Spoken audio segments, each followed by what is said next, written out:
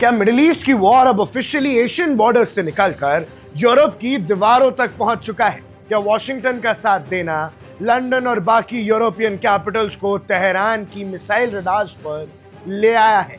और सबसे बड़ा सवाल, क्या ईरान की रेवोल्यूशनरी गार्ड्स यानी IRGC अब पूरे नेटो ब्लॉक को एक डायरेक्ट मिलिट्री कॉन्फ्रंटेशन के लिए वार्न कर रही है? जी हां दर्शकों, आप देख रहे हैं वन इंडिया और आज हम एक ऐसा जियोपॉलिटिकल एनालिसिस लेके आए हैं जो आपके होश उड़ा देगा। आज हम बात कर रहे हैं एक ऐसी जियोपॉलिटिक्स शिफ्टिंग स्टेटमेंट की जिसने व्हाइट हाउस से लेकर लंदन के 10 डाउनिंग स्ट्रीट तक सन्नाटा खींच दिया है।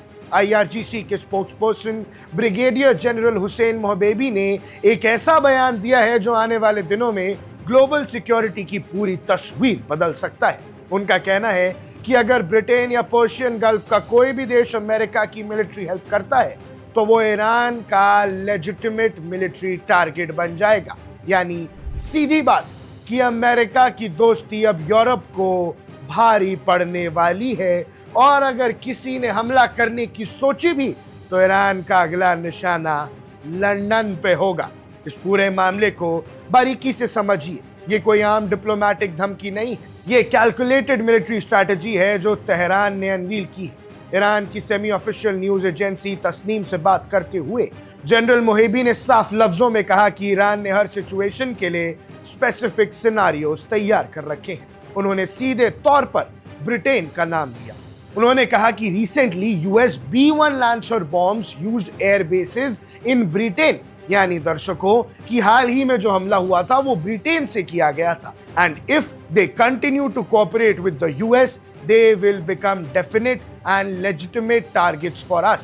यानी सीधे तौर पर कि अगर दोबारा लंदन या यूके ने ऐसा किया तो हमला उन पर होगा। B-1 लैंसर बॉम्ब्स ये वॉशिंगटन के सबसे lethal long range heavy bombers हैं जो बंकर बस्टर प्रेसिजन स्ट्राइक्स के लिए जाने जाते हैं। जब ये बॉम्बर्स यूके की सॉइल जैसे RAF फेयरफोर्ड या RAF अकरोत्री से टेक ऑफ करते हैं तो ईरान इसे सिर्फ अमेरिका का एक्शन नहीं मानता, तेहरान इसे ब्रिटेन की डायरेक्ट मिलिट्री इन्वॉल्वमेंट मानता है और इस जंग में मिडिल ईस्ट के साथ अब ब्रिटेन भी जुड़ जाएगा। ईरान का मैसेज क्लियर है, लॉजिस्टिक सपोर्ट, रिफ्यूलिंग बेस या एयर स्पेस देना, ये सब डायरेक्ट वॉरफेयर के बराबर माना जाए। अब सवाल उठता है कि ईरान ने स्पेशलाइज्ड फोकस यूके पर ही क्यों किया? हिस्टोरिकली ब्रिटेन और अमेरिका की स्पेशल रिलेशनशिप डिफेंस सेक्टर में सबसे स्ट्रांग है। जब भी US मिडिल ईस्ट में कोई मेजर ऑपरेशन लॉन्च करता है, यूके का इंटेलिजेंस, रॉयल एयरफोर्स बेसिस और naval logistic support network active हो जाता है। तेहरान को अच्छी तरह पता है कि अमेरिका अपनी पावर प्रोजेक्शन बिना अपने यूरोपियन और गल्फ एलाइज के नहीं कर सकता। मिडिल ईस्ट के अंदर US मिलिट्री बेसिस और यूरोप में उनकी स्टेगलिंग फैसिलिटीज ये US वॉर मशीन की बैकबोन है। जनरल मोहेबी के स्टेटमेंट का मकसद इस बैकबोन पर चोट करना है। ईरान यहाँ एक डेटरेंस डॉक्ट्रिन प्ले कर रहा है। तेहरान यूरोप को यह सोचने पर मजबूर कर रहा है कि क्या वॉशिंगटन की किसी जंग में पार्टनर बनना हमारी अपनी नेशनल सिक्योरिटी के लिए खतरा तो नहीं? जी हां दर्शकों, अब ईरान ने डायरेक्टली चैलेंज यूके को कर दिया है। लेकिन कहानी सिर्फ यूके पर खत्म नहीं होती। जनरल मोहेबी ने पर्शियन गल्फ स्टेट्स का भी जिक्र किया। बहरीन में US नेवी का 5th फ्लीट है, कतर में अल उदीद एयरबेस है, UAE और सऊदी अरेबिया में अमेरिकन मिलिट्री प्रेजेंस है और इंटेलिजेंस हब्स है। ईरान ने एक ही तीर से 2 निशाने साधे हैं। पहला कि वेस्टर्न पावर्स को पीछे हटने पर मजबूर किया है। अब देखिए, मिडिल ईस्ट के पास तो फिर भी कोई रास्ता नहीं है क्योंकि उनके इतनी पास है ईरान, लेकिन यूके को डर लग सकता है और यूके यहां से मुड़ सकता है। दूसरा, गल्फ नेशंस को यह वार्निंग देना कि अगर उनकी जमीन से ईरान पर हमला हुआ तो ईरानियन मिसाइल्स का रुख रियाद, अबू धाबी और मनामा की तरफ भी हो सकता है। ये क्लासिक एस्केलेशन थ्रेट है। तेहरान रीजनल देशों को यह एहसास दिला रहा है कि वॉशिंगटन के साथ उनकी सिक्योरिटी पैक्ट उन्हें प्रोटेक्शन देने के बजाय उनके सर पर एक टारगेट पेंट कर रही है। अब आते हैं सबसे क्रिटिकल पॉइंट पर, क्या ईरान के पास इतनी कैपेसिटी है कि वो यूके या यूरोपियन एसेट्स को टारगेट कर सके? जनरल मोहिबी ने कहा, we have a specific scenario for every possible situation. इस लाइन को लाइटली नहीं लिया जा सकता। ईरान के पास मिडिल ईस्ट का सबसे बड़ा बैलिस्टिक मिसाइल आर्सेनल है। खैबर शेखन, फतेह हाइपरसोनिक मिसाइल्स और सेजिल जैसे सिस्टम्स की रेंज 2000 किलोमीटर तक है। इसका मतलब है कि यूरोप के साउथ ईस्टर्न बॉर्डर्स तक मेडिटेरियन सी में रॉयल नेवी के वॉरशिप्स और पर्शियन गल्फ के सारे वेस्टर्न एसेट्स ईरान की स्ट्राइक रेंज में आते हैं। ईरान से बैठे बैठे यूके पर हमला करना, लंदन पर हमला करना मुमकिन है। इसके अलावा ईरान के एसिमेट्रिक वॉरफेयर नेटवर्क जोन, जिसमें शाहिद कामिकाजे ड्रोन्स और नेवल प्रॉक्सी कैपेबिलिटी शामिल है, छोटे और प्रिसाइज स्ट्राइक से किसी भी मिलिट्री बेस के ऑपरेशन को स्टैंड स्टिल पर ला सकते हैं। तेहरान फुल स्केल वॉर नहीं चाह रहा था, लेकिन वो रेड लाइंस को ड्रॉ कर रहा है। उनका प्लान सीधा है कि कॉन्फ्लिक्ट का कॉस्ट इतना बड़ा है कि यूएस के एलाइज पीछे हटने पर मजबूर हो जाए। लंदन हो चाहे कुवैत, कोई भी यूएस का साथ ना दे। अगर ये एस्केलेशन आगे बढ़ता है तो इसका असली इंपैक्ट क्या होगा? पहला इंपैक्ट है geopolitical split with in NATO. Europe पहले से ही इकोनॉमिक प्रेशर और रीजनल कॉन्फ्लिक्ट से जूझ रहा है। यूके के अंदर भी पॉलिटिकल डिबेट तेज हो जाएगी कि क्या अमेरिकन B-1 बॉम्बर्स को यूके एयरबेसेस से ऑपरेट करने देना लंदन के इंटरेस्ट में है या नहीं। दूसरा इंपैक्ट कि ग्लोबल इकोनॉमी और energy crisis. Strait of Hormuz world's most critical oil transit choke point है। अगर पर्शियन गल्फ स्टेट्स इस वॉर के लपेटे में आते हैं तो ग्लोबल क्रूड ऑयल प्राइसेस आसमान छूलेंगी, शिपिंग लाइन, सप्लाई चेन्स और इंटरनेशनल ट्रेड क्रैश हो जाएगा। और ईरान की ये वार्निंग सिर्फ एक मिलिट्री स्टेटमेंट नहीं है, ये स्ट्रैटेजिक मूव है जिससे ग्लोबल एनर्जी मार्केट्स और यूरोपियन सिक्योरिटी आर्किटेक्चर में ट्रेमर लाइंस पैदा हो गई हैं। अब आगे क्या होगा?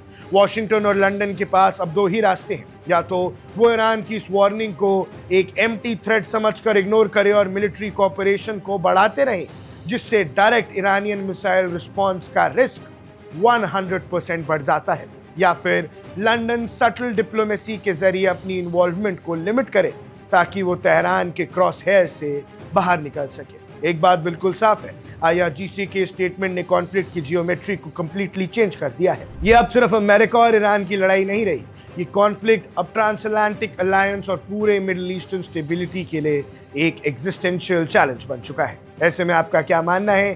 क्या ब्रिटेन को यूएस का साथ देना बंद करना चाहिए या नेटो अलायंस को बिना झुके ईरान के इस थ्रेट का जवाब देना चाहिए? मिडिल ईस्ट में चल रही ये डायरेक्ट कॉन्फ्रंटेशन अब एक फुल स्केल अनकंटेनेबल वॉर में बदल चुकी है। बड़ा सवाल यह है कि क्या इस्लामिक रेवोल्यूशनरी गार्ड कॉर्प्स ने 200 से ज्यादा अमेरिकन सोल्जर्स को मार गिराया है और 11 मिलिट्री एयरक्राफ्ट्स को जमीन पर तबाह कर दिया है। जी हां दर्शकों, ईरान ने यूएस को शायद ऐसी मार मारी है कि ट्रंप और पूरी यूएस आर्मी और नेवी हिल चुकी है। आज हम बात कर रहे हैं मिडिल ईस्ट के उस सबसे खौफनाक नैरेटिव की जिसने ग्लोबल सिक्योरिटी, पेंटागन के कॉरिडोर्स और इंटरनेशनल डिप्लोमेसी को एक जबरदस्त झटका दिया है। कहानी की शुरुआत होती है ईरानियन आर्म्ड फोर्सेस और IRGC के स्पोक्समैन हुसैन मोहेबी के उस सनसनीखेज स्टेटमेंट से जो उन्होंने तस्नीम न्यूज एजेंसी को दिया। ईरान का दावा है कि जब से वॉशिंगटन ने सीजफायर का उल्लंघन यानी वायलेशन किया है, तब से लेकर अब तक IRGC के रिटेलिएटरी स्ट्राइक्स में 200 से ज्यादा अमेरिकन सर्विस मेंबर्स मारे जा चुके हैं। यानी ईरान ये कह रहा है कि अमेरिका के 200 सैनिक उनके मिसाइल और ड्रोन्स ने मार दिए हैं। इस ऑपरेशन को तेहरान ने ऑपरेशन विक्ट्री 2 यानी फतेह 2 का नाम दिया। IRGC स्पोक्समैन के मुताबिक ना सिर्फ 200 से ज्यादा यूएस ट्रूप्स मारे गए, बल्कि घायल होने वाले अमेरिकन सोल्जर्स की गिनती इससे कहीं ज्यादा है। कई हजारों सोल्जर्स अब मिडिल ईस्ट में बेबस पड़े हैं। लेकिन बात सिर्फ कैजुअलिटीज तक ही सीमित नहीं है। ईरान ने यह भी दावा किया है कि इस 15 दिन की कॉन्फ्लिक्ट के दौरान उन्होंने मिडिल ईस्ट में स्थित यूएस मिलिट्री बेसिस पर खड़े 11 US warplanes, fighter jets, support aircrafts और हाईटेक मिलिट्री ड्रोन्स को जमीन पर ही टारगेट करके पूरी तरह से डिस्ट्रॉय कर दिया है। इस पर तेहरान का ऑफिशियल स्टैंड ये है कि वॉशिंगटन जो कैजुअलिटीज या लॉस ऑफ हार्डवेयर का डेटा रिलीज करता है वो पूरी तरह से झूठा और मैन्युपुलेटेड होता है। हकीकत में 200 जवान मारे जा चुके हैं, कई एयरक्राफ्ट तबाह हैं, 11 एयरक्राफ्ट तबाह कर दिए हैं। IRGC ने ऐसा उनका दावा है। IRGC ने तो यहां तक चैलेंज दे दिया है कि वॉशिंगटन को चाहिए कि वो इंडिपेंडेंट इंटरनेशनल जर्नलिस्ट को उन अमेरिकन बेसिस पर ले जाए और सच दुनिया के सामने ले आए। सवाल ये उठता है कि इस पूरे नैरेटिव के पीछे जियोपॉलिटिक्स और स्ट्रैटेजिक नैरेटिव वॉर क्या है। पहला एस्पेक्ट है इंफॉर्मेशन वॉरफेयर और वॉर ऑफ एट्रिशन। जब भी दो सुपर पावर्स या रीजनल मिलिट्री पावर्स डायरेक्ट या इनडायरेक्ट कॉन्फ्लिक्ट में होती हैं, तो काइनेटिक स्ट्राइक्स के साथ साथ इंफॉर्मेशन वॉरफेयर उतना ही क्रूशल बन जाता है। तेहरान का यह दावा वॉशिंगटन पर साइकोलॉजिकल प्रेशर बनाता है, खासकर यूएस डोमेस्टिक पॉलिटिक्स और डोनाल्ड ट्रंप के एडमिनिस्ट्रेशन पर, जहां ट्रूप्स की लॉस और ओवरसीज मिलिट्री इंटैंगलमेंट्स एक बहुत बड़ा पॉलिटिकल फॉलआउट पैदा करती है। दूसरा एस्पेक्ट है सीज फायर कोलैप्स और रेसिप्रोकल एस्केलेशन। ईरान के मुताबिक ये पूरा ऑपरेशन विक्ट्री 2 एक रिटेलिएटरी एक्शन यानी जवाबी कार्रवाई है। तेहरान का कहना है कि यूएस फोर्सेस ने पहले स्ट्रैटेजिक सीज फायर को तोड़ा, जिसके बाद आईआरजीसी को मिलिट्री इंस्टॉलेशंस और फॉरवर्ड ऑपरेटिंग बेसिस पर डायरेक्ट प्रिसिजन स्ट्राइक्स करने पड़े।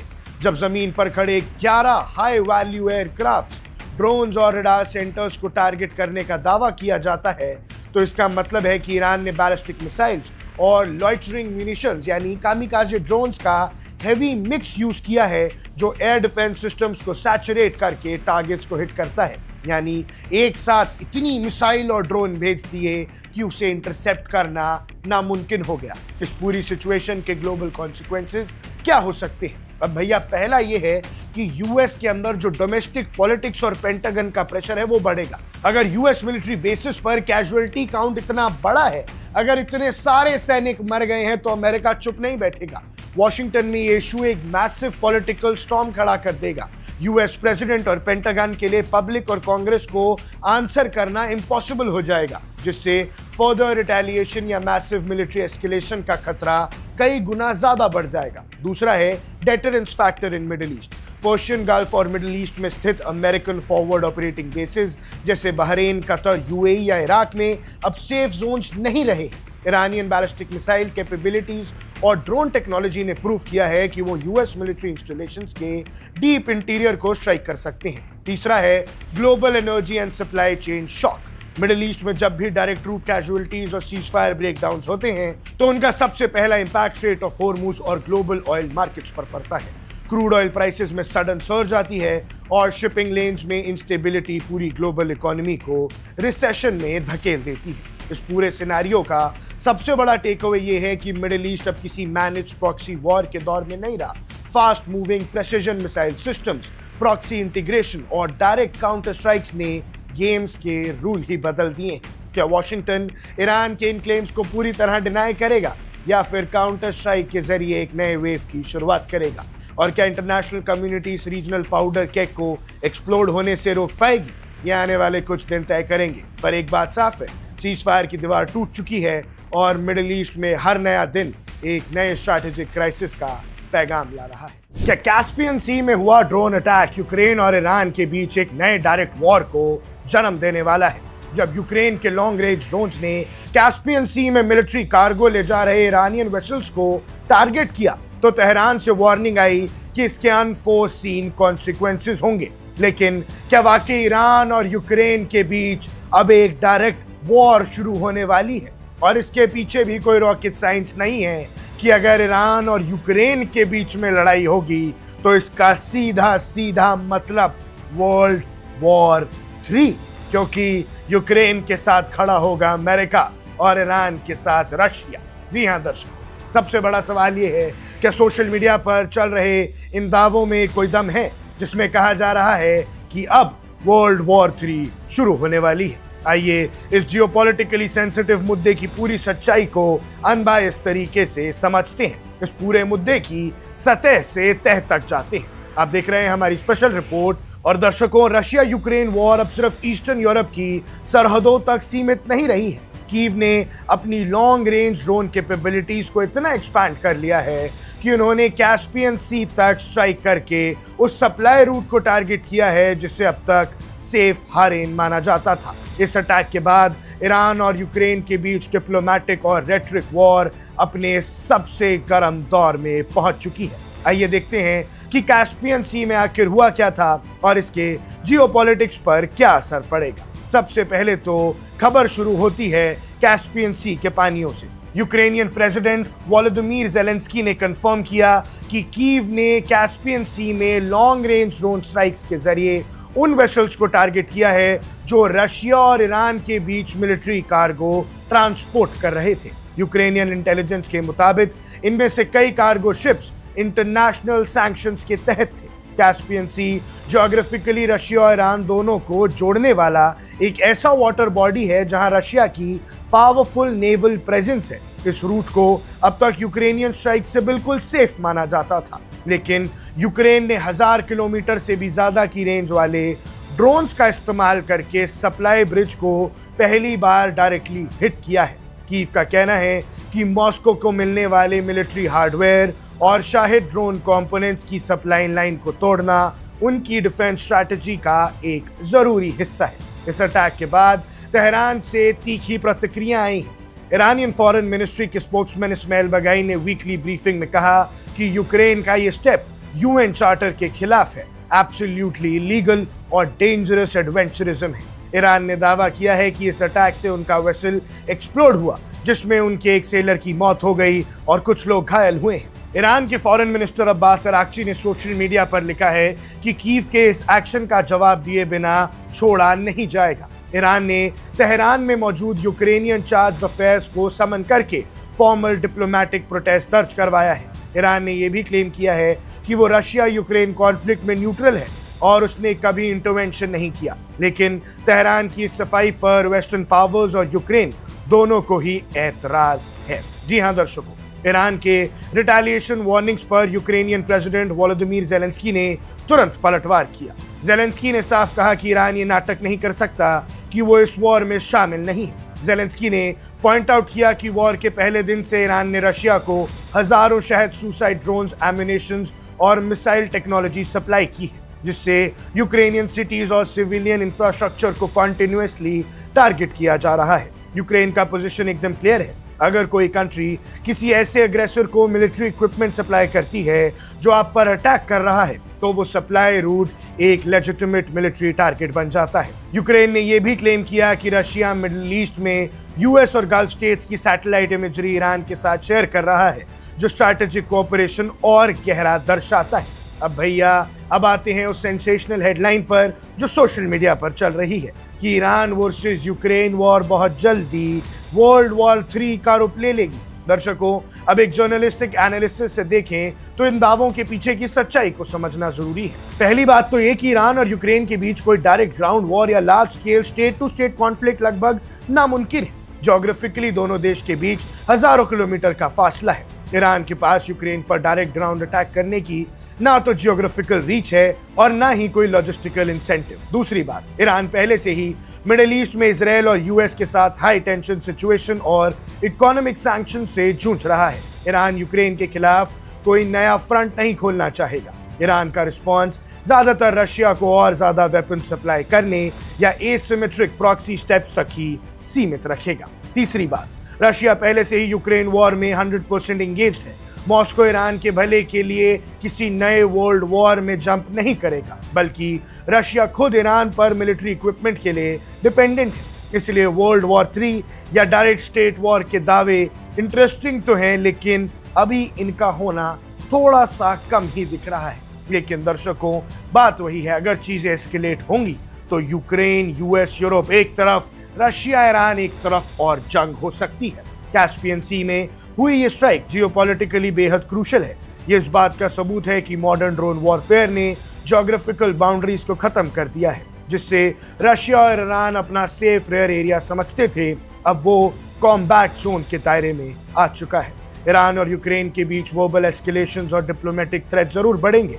तेहरान रशिया को और डेडली वेपन्स बेचकर बदला लेने की कोशिश कर सकता है, लेकिन सेंसेशनल रूमर्स के विपरीत ये कोई नई ग्लोबल वॉर नहीं, बल्कि चल रहे रशिया यूक्रेन कॉन्फ्लिक्ट और ईरान यूएस कॉन्फ्लिक्ट का एक नया एक्सपैंडेड डायमेंशन है। अर्बिल इंटरनेशनल एयरपोर्ट और हरीर एयर बेस पर शाहिद ड्रोन से अटैक हुआ है और इस हमले से यूएस दहल गया है। बड़ा सवाल यह है, क्या सोशल मीडिया पर वायरल होने वाले उन दावों में सच्चाई है जिनमें कहा जा रहा है कि ईरान ने यूएस मिलिट्री बेसिस को पूरी तरह से तबाह कर दिया है और कई सैकड़ों अमेरिकी सोल्जर्स मारे गए। आखिर नदन इराक की शांति को एक बार फिर किसने भंग किया? ग्राउंड ट्रूथ क्या है और नैरेटिव क्या है? आज हम इस पूरे मामले की सच्चाई का पर्दाफाश करेंगे। दर्शकों, मिडिल ईस्ट में चल रहा यूएस ईरान टेंशन अब एक ऐसे मोड़ पर पहुंच चुका है जहां हर बीती रात के साथ कोई ना कोई नई खबर सामने आ जाती है। इराक के कुर्दिस्तान रीजन में ओरबिल और हरीर एयरबेस के पास धमाकों की आवाज सुनी गई है।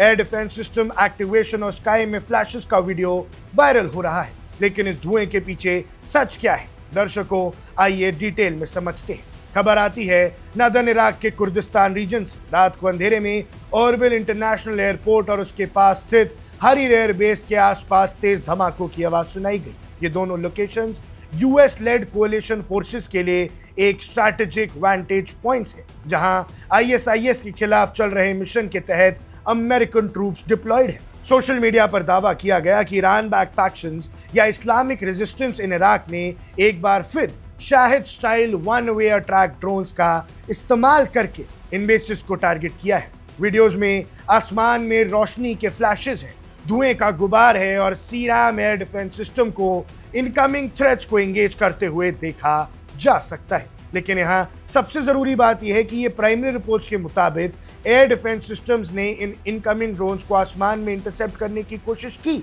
लेकिन फिर भी कई ड्रोन्स हैं जो पार कर गए।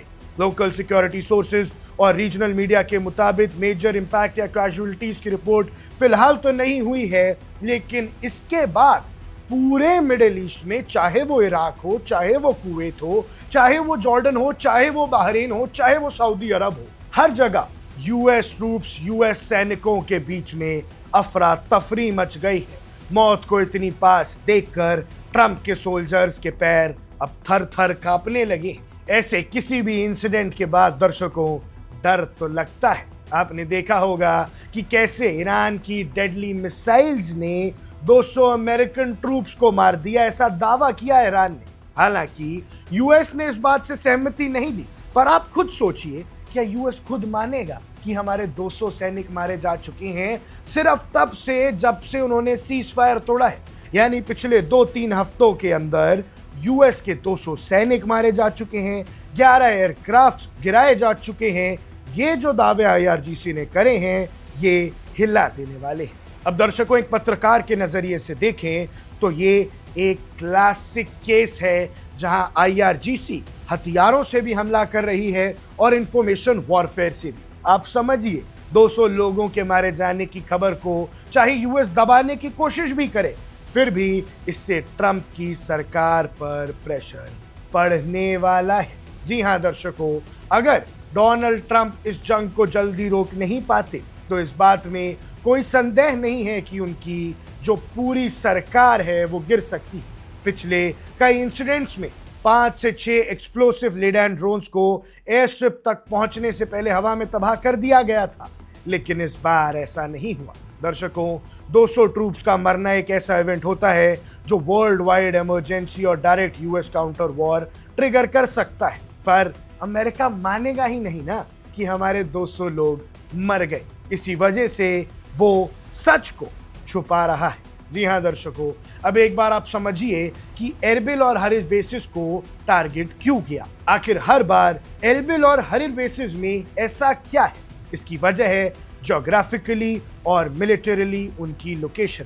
एरबिल इराकी कुर्दिस्तान की कैपिटल है। यहाँ यूएस कॉन्सुलेट के साथ साथ एक बड़ा मिलिट्री फुटप्रिंट है। हरीर एयरबेस अर्बिल के नॉर्थ ईस्ट में है और ये यूएस मिलिट्री के सर्विलियंस, रिफ्यूलिंग और लॉजिस्टिक ऑप्स का सेंट्रल हब माना जाता है।